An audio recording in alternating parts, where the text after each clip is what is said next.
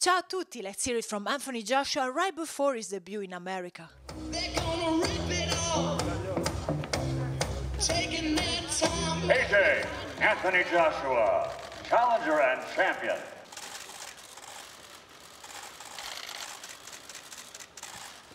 This is for AJ, Valeria Rubino, B-Sport, Corriere della Sera. Anthony, you said you don't want to be a legend. Who is Anthony Joshua today, and who do you want to be in 10 years? Who is Anthony Joshua today? That's a good question. Yeah, I don't really want to be a legend because I just fade off after sport and just be a family man, which is important to me. Who is Anthony Joshua today? Currently a fighter, a serious fighter, serious about my life. And in the future, I'm going to use my resources, my opportunity and my knowledge to give back to a lot of younger kids, I think. And it sounds boring, right? But through my opportunities, right now, I always believe charity starts at home. So you've got to take care of your family, number one. And then once all your family is uplifted and your friends are in a position, your cousins and stuff, then we can look out to help other people. So that's what I'll be doing in the next 10 years. But right now, it's about fighting. So training,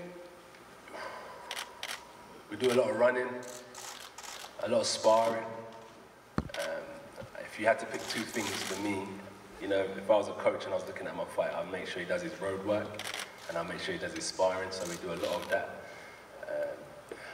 The good thing is with my coach is that as much as I love boxing, so, you know, when I'm on the internet, I really only look at boxing. I don't even really like sport anyway. I don't watch basketball, I don't watch soccer, I don't really follow NFL, cricket, baseball. I just like boxing, so I watch a lot of boxing. So with that, I kind of study a lot of other fighters and stuff. But we always just work on myself. Like my coach looks at me and he's like, Josh, this hand's low, that hand's low.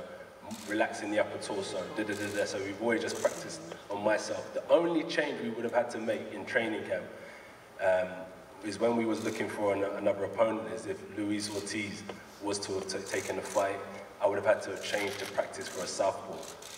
But other than that, my coach has always been developing me as a person. Like Andy over here had 105 amateur fights, won 100 of them, came through the professional ranks, you know, basically undefeated fighter. He had a great fight with Joseph Parker. He's very experienced. My career's been a lot shorter than that, so my coach has been drilling me, working on fundamentals and basics. So the only changes we tend to make is not so much towards an opponent, it's only if he was to switch stance to southpaw. Other than that, my coach is just solely focused on making me a better fighter. And I like that approach because I feel like this. If anything ever goes wrong, I don't blame, like say, oh, he was better than me. It's just down to me to get better. I've lost in the past. I lost my third fight against Dylan. I lost in the World Championships final. And I lost in the European quarterfinal. And I never kind of said that person was better than me. I just blamed myself and I thought I need to work harder and smarter. So that's like how me and my coach work in the gym. You know how it goes, everyone loves a winner. If you're winning, you can fight anywhere in the world. Look, UK has been with me from the start, from grassroots, so I'll never forget where home is and where I'm fighting. But as a world champion, you have to fight around the world, so there's no problem with me. As I said, I love boxing because all you need is a ring, a coach, and a boxing bag. And we can take this setup, training camp, like we did to Miami, New York.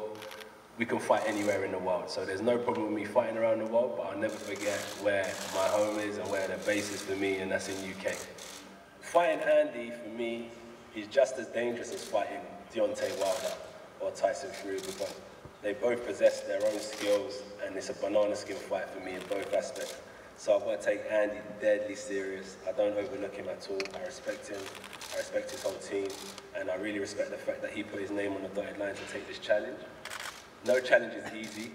No matter what the bookmakers say or the odds are telling you, Andy's going to come in here, as we all know, and give me a real good fight and cause problems, and it's down to me as a champion to think smart, box clever, and out-skill, out-strength, and out-muscle Andy Ruiz to get that win. And there's no fight like after the fight. When your hands are raised and your opponent's been defeated and you're thinking about sitting on a beach or going home to your family and focusing on the next challenge ahead. Right now, I'm only champion till June the 1st, because this is when I have to defend my title. So I'm currently heavyweight champion of the world. June 1st, I put them up in the air and they're up for grabs. So may the best man win. I wish you well. Good luck. And good to see you again. And thank you for coming out. I'll see you soon. I don't really have nothing bad to say about Anthony Joshua. He's a champion, and I'm a fan of him. I respect him, but inside the ring, there's not going to be no respect. There's not going to be no fans, no friends. But all I can tell you is to tune in June 1st at the Madison Square Garden. It's going to be a hell of a fight. I'm going to give it all I got, and we're going to win this from Mexico. Viva Mexico!